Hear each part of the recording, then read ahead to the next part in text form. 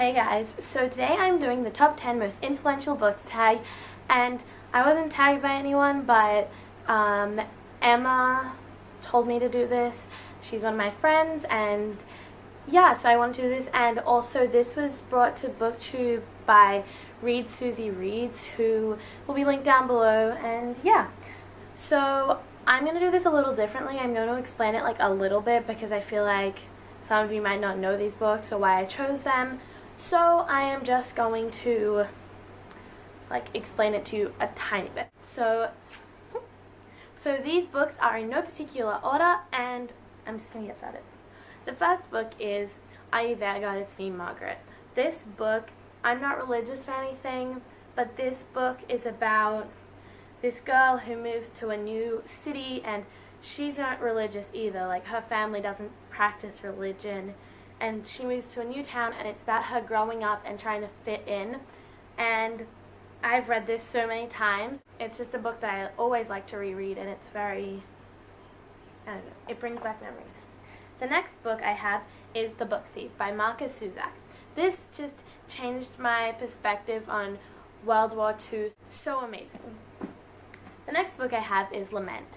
Lament is about fairies, and I remember having such a big connection with this book, and I really liked it. The next book I have is called The Originals by Kat Patrick. This book made me think about originality and how thankful I am that I am my own unique self.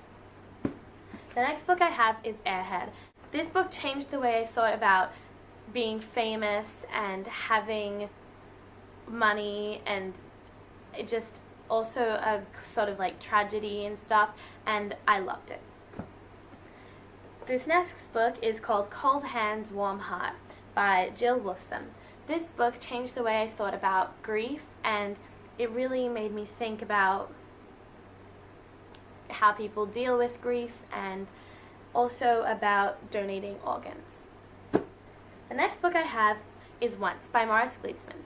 This book made me think so much about World War II again, but about how a child, an orphan, whose parents aren't around anymore, but how he thinks about World War II.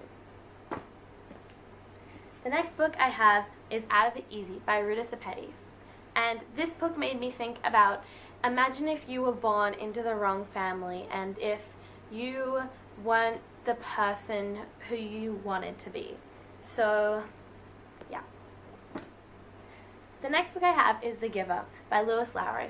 This book made me it brought me into the world of dystopian.